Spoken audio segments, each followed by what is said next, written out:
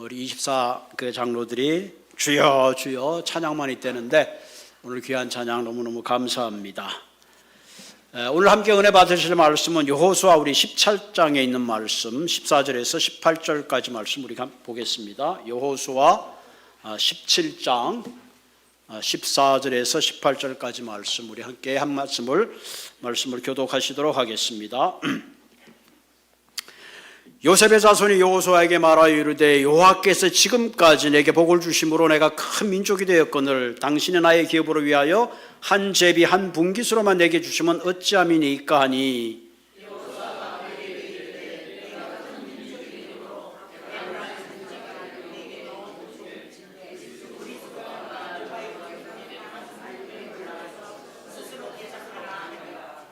요셉의 자손이 이르되 그 산지는 우리에게 넉넉하지도 못하고 골짜기 땅에 거주하는 모든 가나안 족속에게는 벳산과 그 마을에 거주하는 자들이 이스라엘 골짜기에 거주하는 자들이든지 다 철거 병거가 있나이다 하니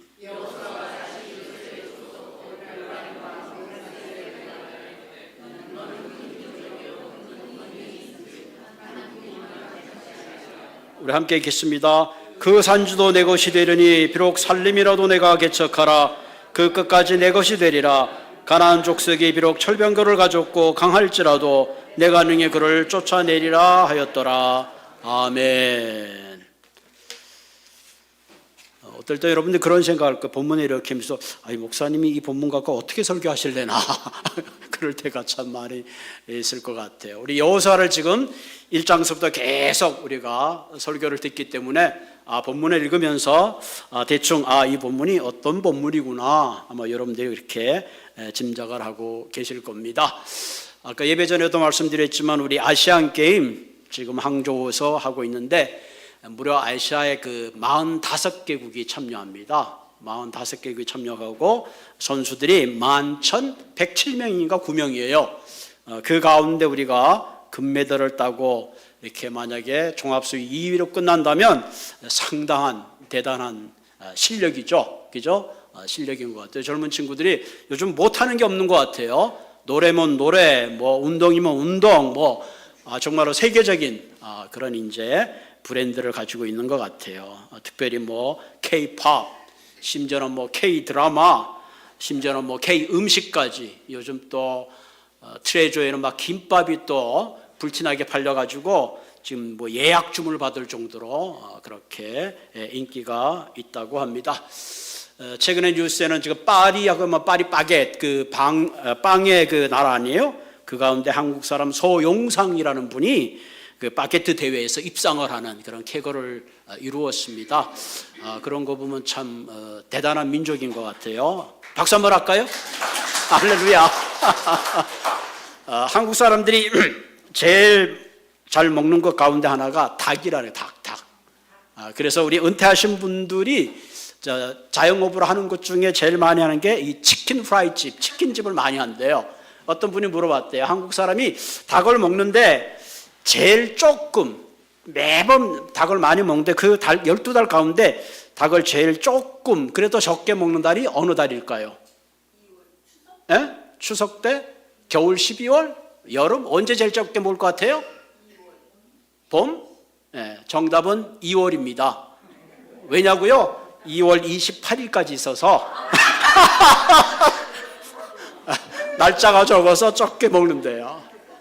한국 사람들이 굉장히 계산해 봤잖아요. 계산해 마켓 가가지고 갑자기 그냥 전기가 스톱되면 돈 주면 어떻게 계산할지 몰라. 이 사람들이 정신을 잃을 때 몇 점까지 주세요 하고 그렇게 계산하는 민족. 어떻게 보면 굉장히 좀 계산적인 계산에 빠른 그런 또 지혜가 있습니다.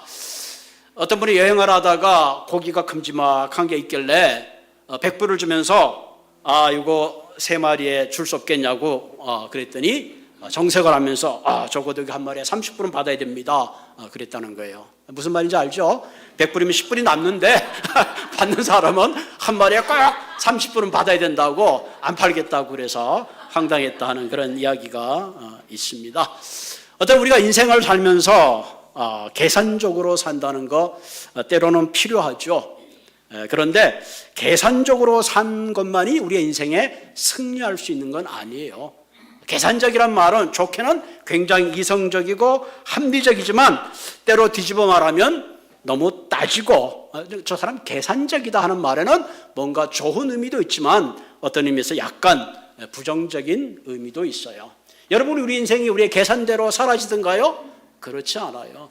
우리 자녀를 키울 때도 좋은 학군을 가고 좋은 학원을 다고 그렇게 간다고 그 자녀들이 다 훌륭한가? 그렇지 않아요.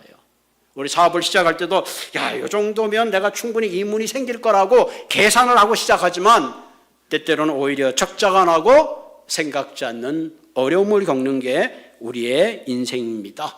건강도 마찬가지죠. 내가 건강을 열심히 준비한 것 필요하지만 내가 준비한 대로 건강이 그대로 되는 거 아니에요. 생각지 않은 질병이 찾아올 때가 있습니다.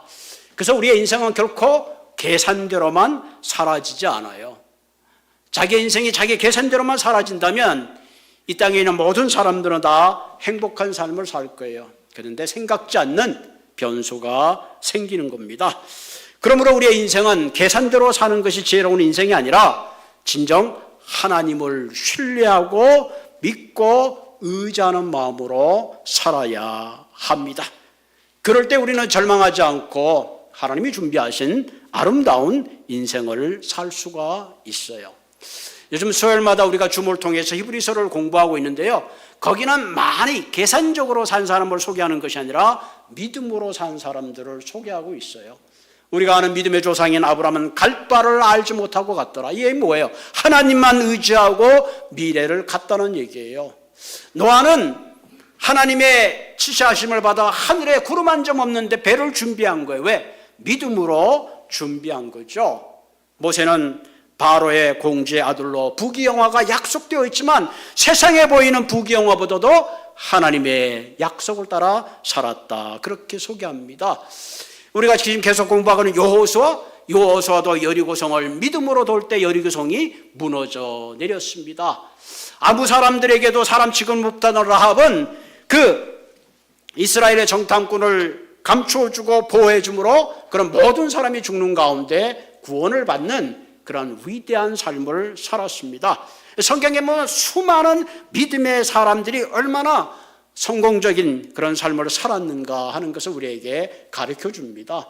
이 많은 사람들의 이름을 열거하는 이유는 너희도 계산대로 살지 말고 속된 말로 하면 잔머리 굴리지 말고 하나님을 의지하고 신뢰하는 그런 삶을 살아라. 그렇게 하나님께서 우리에게 간곡히 부탁하고 있는 말씀입니다. 어느 날 예수님의 말씀을 전하는데 얼마나 예수님의 말씀을 너무 달콤하게 전하는지 듣는 사람이 해지는 줄도 모르고 앉아있어요. 예수님이 이렇게 보니까 벌써 해가 지는데 저 많은 사람들이 배가 고플 것이 걱정이 되었어요. 제자들에게 저들 어떡하지? 그냥 보낼 수도 없고 어떻게 하면 좋지? 걱정하고 있었습니다.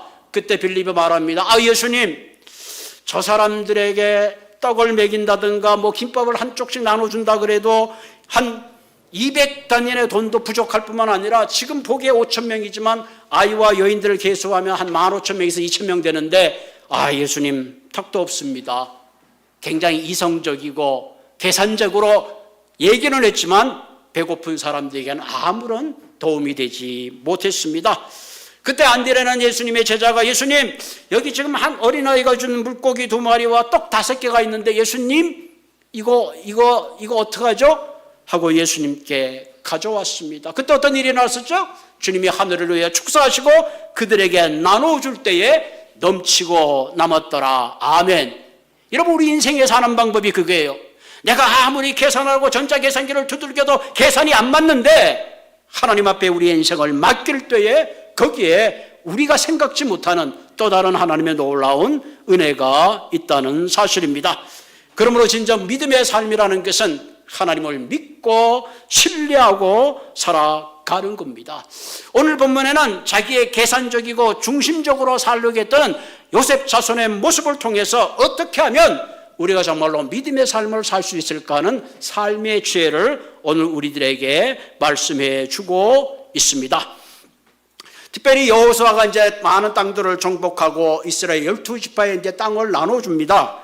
그 가운데 오늘 14절에 보면, 오늘 본문을 좀 볼까요? 14절에 보면 자, 14절에 보면 요셉의 자손이 여호와에게 말하되 여호와께서 지금까지 내게 복을 주심으로 내가 큰 민족이 되었거늘 당신이 나의 기업을 위하여 한 제비 한 빈굿으로만 주시면 어찌함이니까. 지금 이렇게 말하고 좀 약간 따지고 있는 그런 느낌이죠. 우리 따지는 사람 별로 안 좋아하잖아요. 따지고 있어요. 우리 하나님은 나를 이렇게 특별히 대우해 줬는데 지금 당신이 땅을 나누어 주는데 우리에게 또 좀 특별히 대우해 주셔야 되지 않겠습니까? 라는 어떤 그런 뉘앙스가 있죠. 여러분, 이스라엘 백성들이 지금 가나안 땅을 정복한 것이 자기네 힘으로 정복한 게 아니죠. 하나님의 은혜 가운데 정복한 거죠. 사실은 한 분깃을 주신 두 분깃을 주면 무조건 감사할 수밖에 없는 그런 처지인데 지금 이렇게 살짝 컴플레인 지금 하는 모습을 보게 됩니다. 그랬더니 여호수아가 뭐라 그래요? 15절에 브리스 족속과 리바임 족속에 딱 살림이 올라가서 스스로 개척하라. 그래, 너희들이 더 큰 분깃을 원한다면 거기에 살고 있는 브리스 족속, 르바인 족속 땅에 가서 살림에 올라가서 그 땅을 너희들이 스스로 개척하라. 그렇게 말합니다. 그랬더니 16절에 뭐라 그래요? 16절에 보고 이제 그 사람은 다 철기로 무장한 사람들입니다. 우리가 어떻게 그 사람들에게 올라가서 그 땅을 차지할 수 있습니까? 능력은 없는데 지금 욕심만 내고 있죠. 그럴 때 18절에 보면 여호수아가 18절에 담대한 얘기를 하죠. 가나안 족속이 비록 철병거를 가졌고 강할지라도 내가 능히 그들을 쫓아내리라. 할렐루야. 만약에 하나님이 너희와 함께 한다면 너희들이 능히 그들을 쫓아내리라 하는 겁니다. 오늘 설교 제목이 강할지라도, 그들이 아무리 강할지라도 뭐가 빠졌어요? 하나님이 함께하면 너희들이 능히 그 땅을 쫓아낼 수 있을 것이다. 그렇게 여호수아는 말하고 있죠. 오늘 이 시대를 살아가는 우리 모두에게도 마찬가지예요. 하나님이 약속하신 것, 하나님의 기업을 내 힘과 내 능력으로 차지할 수 없어요. 하나님이 도와주셔야 합니다. 내가 나의 힘으로만 내 복된 인생을 살 수 없어요. 나의 계산만으로 내 인생의 아름다운 꿈들을 이루어갈 수 없어요. 하나님이 주신 놀라운 내 인생을 향하신 축복과 기업은 내 힘으로 오르는 것이 아니라 하나님을 신뢰하고 믿음으로 나아갈 때에 우리는 참 믿음을 따라서 살 때에 아름다운 그런 기업을 얻게 될 줄로 믿습니다. 그럼 우리가 계산 따라 살지 않고 믿음 따라 살기 위해서 꼭 필요한 것이 무엇인가? 오늘 그것을 한 세 가지로 나누려고 합니다. 첫째는 자신의 자아를 점검해야 된다. 이 말은 내 자신의 자아를 내려놔야 된다 하는 얘기입니다. 우리가 내가 계산적으로 살지 않고 믿음적으로 살기 위해서는 내 자신의 자아를 내어놓을 수 있어야 합니다. 아까 14절 본문처럼 여호와께서 지금까지 내게 복을 주심으로 내가 큰 민족이 되었거늘 당신이 나의 기업을 위하여 한 제비 한 빈깃으로만 주심은 어찌함이니까. 굉장히 불편한 심기를 드러냈죠. 거기는 지금 이 에브라임 족속은 사실은 그 요셉의 아들이잖아요. 야곱의 자기의 그 형제들이 애굽에 가서 어떻게 보면 그 요셉이 그 자손들이 그들을 막 먹여 살린 듯 한 그런 그 히스토리컬 백그라운드가 있잖아요. 그래서 지금 이 두 지파는 이렇게 얘기하는 거예요. 우리가 너희들이 애굽에서 왔을 때 우리가 너희들을 다 먹여 살렸는데 땅을 기업으로 나누더라도 우리에게 뭔가 특별한 대우를 해줘야지 되지 않습니까? 라는 그런 자기중심적 그런 생각을 가지고 있는 것입니다. 이걸 가만히 들여보면 우리는 다른 지파보다 우월하다라는 교만한 마음이 있어요. 나중에 이스라엘 역사를 보면 이런 마음 때문에 솔로몬이 에브라임 지파 10개가 모아가지고 이스라엘을 만들잖아요. 그리고 유다 지파로 나누는데 결국 이런 계산적이고 자기중심적인 생각이 나라를 둘러 가르는 그런 엄청난 결과를 가져온 것을 우리가 역사로 우리가 볼 수 있습니다. 우리가 믿음으로 산다, 계산이 없이 산단 말은 내 자신의 자아를 내려놓고 포기할 수 있어야 합니다. 여러분, 우리가 인간관계를 가장 잘 갖는 건요, 계산적인 사람이 갖는 것이 아니라 내 중심적인 것을 내려놓는 사람이 좋은 관계를 가질 수 있습니다. 나는 저 사람보다 좀 특별해. 나는 뭔가 특별한 대우를 받아야 돼. 나 중심적으로 생각하고 살아가는 사람은요, 다른 사람의 배려에 개의치 않습니다. 자기의 고집, 자기 생각대로만 살고 그것이 옳다고 주장하기 때문에 주위의 사람들이 다 떠나가고 마는 겁니다. 그래서 우리가 하는 말 중에 내로남불이라는 말 있잖아요. 내가 하면 멋진 로맨스요, 다른 사람이 하는 불륜이라는 어처구니 없는 그런 삶의 길을 걸어갈 수밖에 없습니다. 그러면 여러분 가만히 생각해 보세요. 누가 따지고 자기 중심적으로 살아가는 사람은요, 그 주에 사람이 있을 수가 없습니다. 그러므로 우리의 삶이 계산적으로 사는 게 아니라 믿음으로 살기 위해서는 나 중심적인 생각을 내려놔야 합니다. 내가 소중한 만큼 저 사람도 소중하다는 것을 인식하지 않으면 결국은 우리는 고집불통의 삶을 살 수밖에 없습니다. 여러분, 그 누가복음 12장에 중요한 내용이 나오죠. 한 부자가 있는데 그의 풍년이 들고 다른 사람보다 열심히 일을 해서 참 많은 수확을 얻었어요. 안 그래도 창고가 2개가 있는데 쌀가마니를 보니까 창고를 더 줘야 될 것 같아요. 창고를 여러 개 짓고 그 쌀을 어떻게 할까 거기다가 다 쟁겨놓으려고 생각을 하고 계획을 하고 창고를 짓고 있었어요. 아마 풍년이 들고 자기가 그렇게 부자가 됐으면 적어도 내가 이렇게 풍년이 들고 부자가 됐다면 누군가의 그 은혜가 있고 누군가 나누어야 되는 그런 넉넉한 마음을 가져야 되는데 그 부자는 그러지 않았어요. 내가 창고를 더 짓고 이 쌀을 차곡차곡 쌓아가지고 이제부터는 내가 아무 걱정 없이 먹고 놀고 마시자. 그리고 그날 푹 잠이 들었습니다. 그때 하나님이 그를 깨웠었어요. 이 사람아, 내가 지금 창고를 짓고 수많은 쌀가마를 놓고 네가 그 쌀가마를 계수하고 내 인생 남은 인생 나는 놀고 먹고 마시자고 계획하고 있지만 오늘 밤에 내 영혼이 너를 부른다면, 이 밤에 너의 인생이 끝난다면 네가 모아나는 그 쌀가마니는 누구의 것이 되겠느냐, 그런 질문을 하십니다. 예수님은 여기서 부자가 어리석다고 말하는 것이 아니라 부자가 생각하고 있는 삶의 방식이 어리석은 겁니다. 자기가 죽는 날도 모르고 쌀가마만 쉬다가 그날 죽어버린다면 그 쌀가마가 100가마가 됐든 1000가마가 됐든 그에게도 대체 무슨 의미가 있느냐 하는 겁니다. 여러분, 이 어리석은 사람은 성경에만 있는 게 아니에요. 오늘 저와 여러분들도 살아가는 우리의 삶의 모습을 가만히 한번 생각해 보세요. 내가 얼마나 믿음으로 사는지, 계산적으로 사는지, 아니면 나도 이 어리석은, 비록 부자는 아닐지라도 내 삶의 에센스와 철학이 이런 생각을 가지고 살아간다면 오늘도 하나님은 우리를 분명히 어리석은 사람이라고 그렇게 지적하실 것입니다. 우리가 계산적인 삶이 아닌 믿음으로 산다는 것은 먼저 내 자신의 이기심과 욕심을 내려놓고 내 자신이 특별하다는 생각을 내려놓을 수 있어야 합니다. 여러분, 우리의 가장 큰 적은요, 외부에 있는 게 아니라 내부의 적입니다. 내가 나를 가장 잘 아는 것 같아도 내가 나를 잘 몰라요. 여러분, 우리 교회 몇 명 되지 않지만 이 사람은 어떤 사람입니까? 그러면 다 할 말이 있어요. 다 점수를 다 매기고 살고 있습니다. 나만 모를 뿐이에요. 어떤 사람의 자신에게 너무 자신의 만만했습니다. 나는 절대로 도박 중독에 걸리지 않을 거야. 나는 언제든지 내가 컨트롤할 수 있을 거야. 자신만만하게 도박하다가 결국은 가산을 다 탕진하고 말았습니다. 여러분, 우리가 내 자신을 다스릴 수 있는 것 같지만 그렇지 못해요. 때때로 나는 육신의 욕망들, 이기심과 질투와 분노들 내가 다스릴 수 있는 것 같아요? 절대로 다스리지 못합니다. 내가 술을 끊기로 작정하고 술집에 앉아있는 사람이 어떻게 술을 끊어요? 그건 불가능한 일입니다. 여러분, 성경에 있는 바울은 참으로 훌륭한 사람이에요. 위대한 사람입니다. 능력의 사람이에요. 바울이 쓰던 손수건만 환자에 올려다 환자가 났어요. 바울의 그림자만 바라봐도 환자가 났습니다. 그런데 바울은 자신에게만은 무력했어요. 하나님, 나 너무 무력합니다. 나는 선을 행하고 싶은데 왜 이렇게 악한 생각을 하고 나쁜 짓만 하는지 정말로 미치겠습니다. 하나님, 통제라.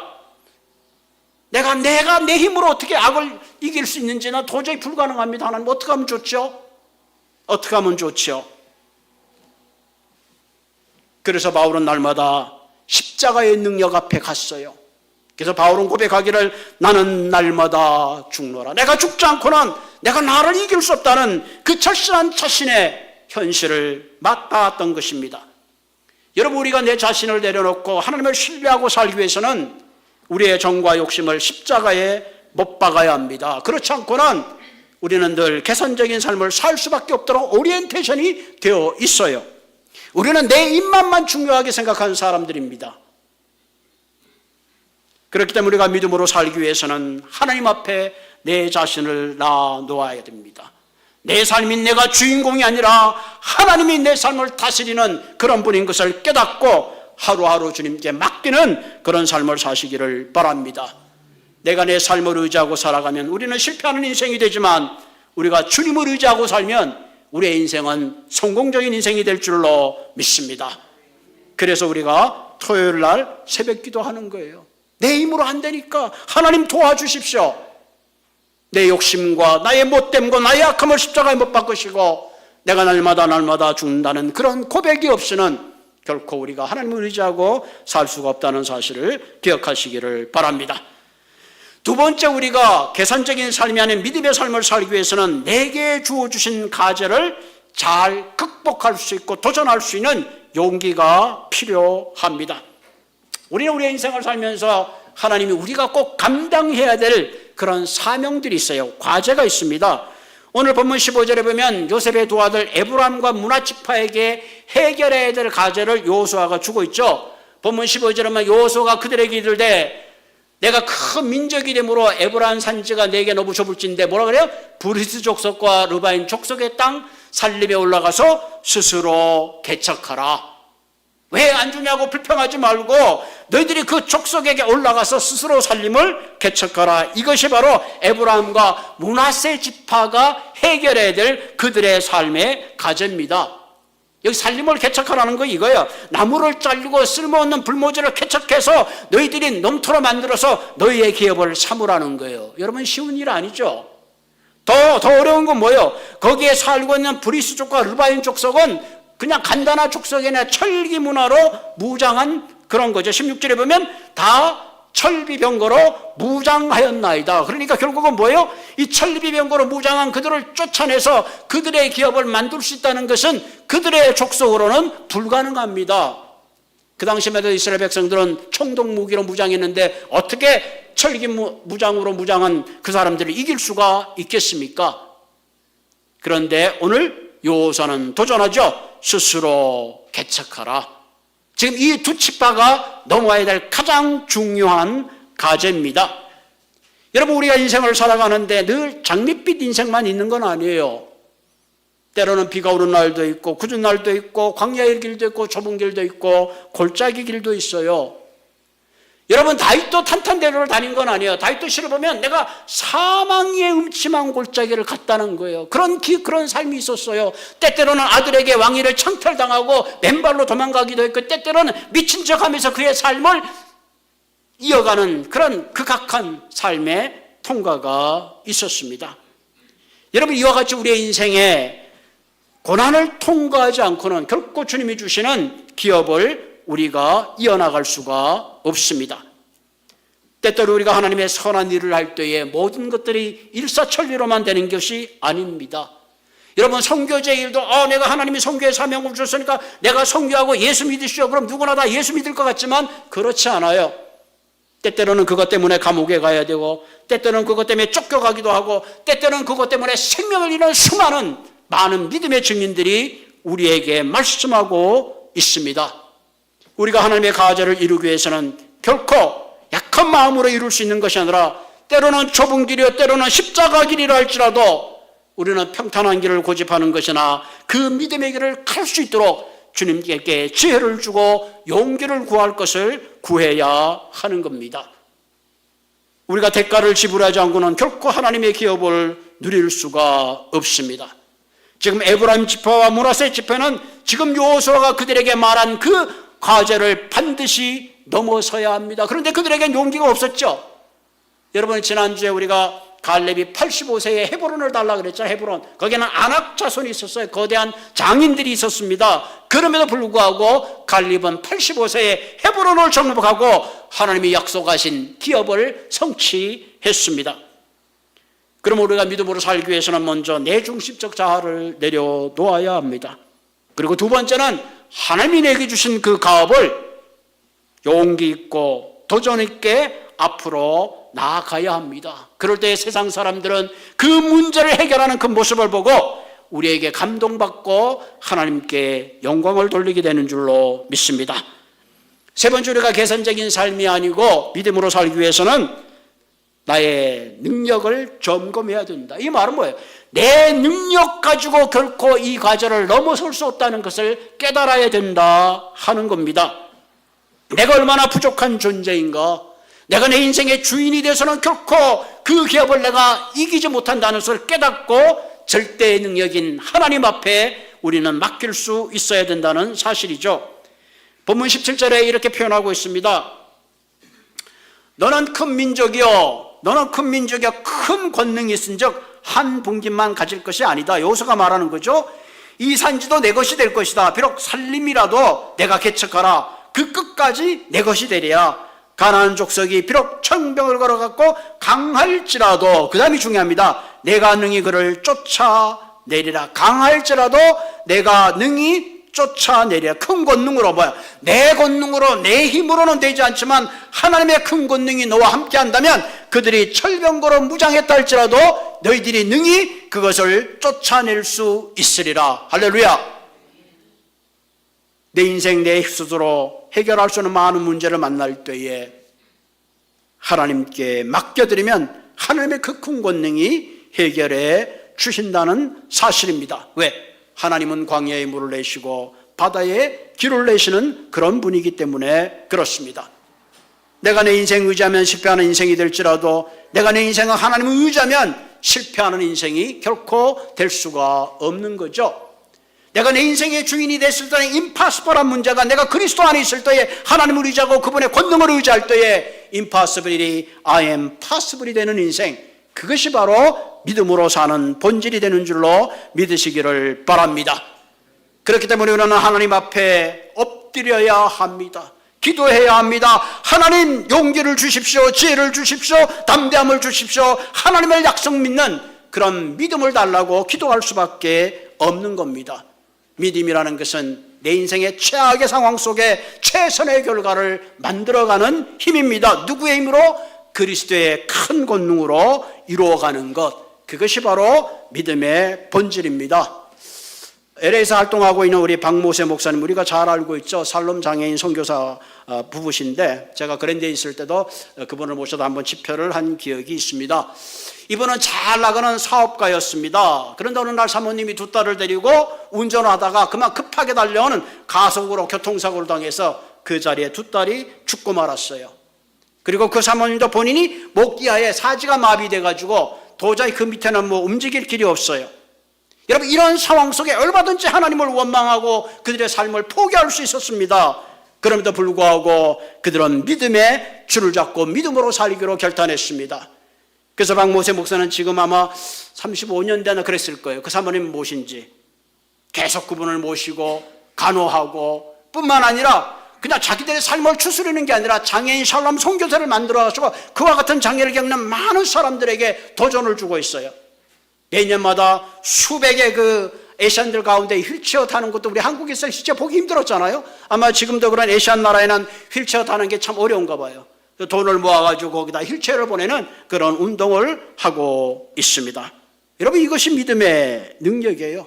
나에겐 최악의 일이 일어났지만 포기하지 아니하시고 하나님을 믿는 믿음 가운데 최선의 결과를 가지고 오게 하시는 분, 그것이 바로 우리가 믿는 하나님이요 우리의 믿음의 능력인 줄로 믿습니다. 때때로 장님이 눈을 뜨고 안진뱅이 일어나고 죽은 자가 일어나는 것도 기적 중에 기적이지만 우리 인생의 가장 큰 기적은 내 인생의 최악의 문제를 최선의 믿음의 결과로 가져오게 하는 것, 그것이야말로 많은 사람들에게 도전을 주고 용기가 주는 믿음의 신앙이 아닐 수가 없습니다. 그러므로 사랑하는 성도 여러분, 더 이상 계산적인 내 인생을 사는 것이 아니라 내 인생의 삶을 맡겨드리고 내 은행의 어카운트만 계산하는 것이 아니라 내 삶의 남은 시간을 계수하는 진정 지혜로운 삶, 믿음의 삶이 되기를 주님의 이름으로 부탁을 드립니다. 지난 토요일날 저희들이 함께 모여서 쉬지 말고 기도하라는 말씀을 묵상했어요. 어떻게 쉬지 말고 기도합니까? 그 말은 뭐예요? 바울은 쉬지 말고 기도하라고 말할 때 바울은 교회도 개척해도 설교도 했고 감옥에도 갔고 수많은 어려운 가운데 있었지만 쉬지 말고 기도하라는 이유는 뭐예요? 그렇지 않고는 내가 내게 당하는 최악의 삶을 최선으로 만들 수 있는 힘이 없기 때문에 그렇습니다. 그렇기 때문에 우리는 늘 주님